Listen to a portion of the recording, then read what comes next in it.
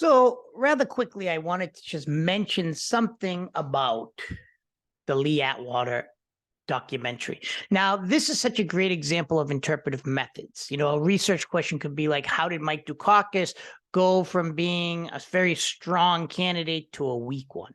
It's not through what we call positivism, cause and effect.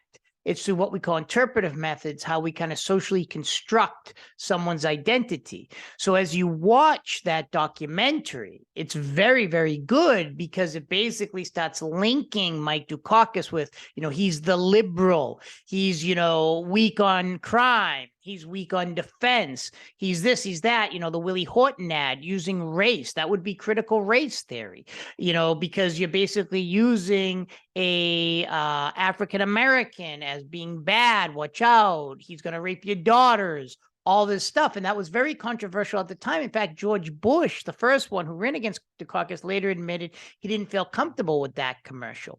So we have to ask ourselves, when we do look at these elections, how do we socially construct a candidate? And that is very, very important. And this is part of interpretive methods. And that is such a great documentary because, you really start seeing, and then the wedge issues, the death penalty, abortion, all these things, what happens if your wife were raped? He should have said something like, well, we're not supposed to personalize the law. That's what I would have said. But, so I don't, you can't really say. Moving around my thing here. But this Sandino thing behind me is a good example too, because as you people know, I lived in Nicaragua. A lot of you had me before, and Sandino was a villain according to the United States, and then later a hero. And this is exactly what these elections do. So, coming up to different elections, you look at Trump, you look at, Trump. I'm personally not a Trump supporter, but it is interesting how he does do the socially constructed things like Sleepy Joe, was it the sanctimonious, all these kinds of pet words that he gives people is actually quite effective. And when he ran and won in the 2016 election, he had the coal hat on and all this stuff. He really, like Lee Atwater, was able to use these code words, like bad hombres and things like that, where you give these kind of negative essentialization to people. So really watch that documentary. It's interpretive methods, how we, if you are interested in getting involved in campaigning, this is what they do. Look at the very beginning, Ronald Reagan, the Southern flag, Confederate flags, that is. He goes to a place where close by where there was actually a racial beating and killing, and then talks about state rights, the welfare queen, all these things become kind of code words.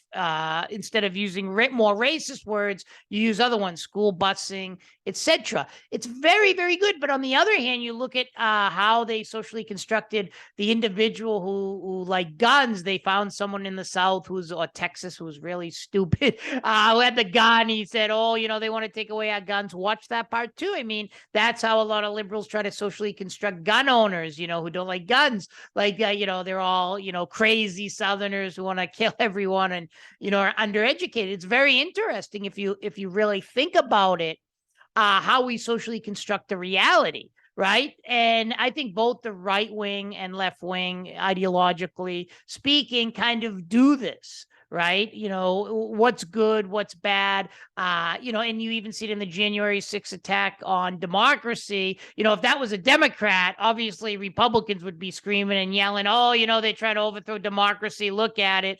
It's kind of interesting how, it was Trump who tried to overthrow democracy on January 6th, or at least the movement, hang Mike Pence, etc. How people actually stood with Trump and, kind of downplayed the role of those people who wanted to overthrow democracy. But if it was the vice versa, those were Democrats, they would have been saying something else. And, so it's kind of interesting how we socially construct a situation for our own interests. And that's exactly what Lee Atwater did. Edward Bernays does this. To attach positive and negative connotations to certain things. So in this case, Mike Dukakis was a very strong governor, but then he became, the L word, the liberal. They attached all these negative connotations to him, and they stuck, and he ended up losing. So watch that documentary. It's Interpretive Methods.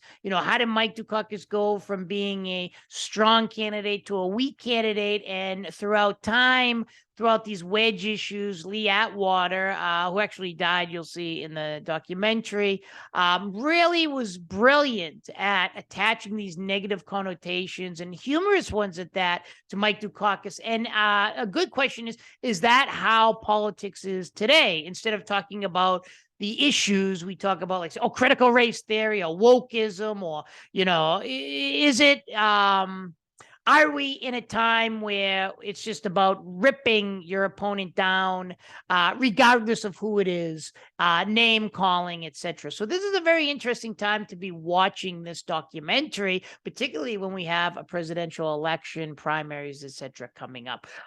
Take care, everyone, and I hope you're enjoying the class.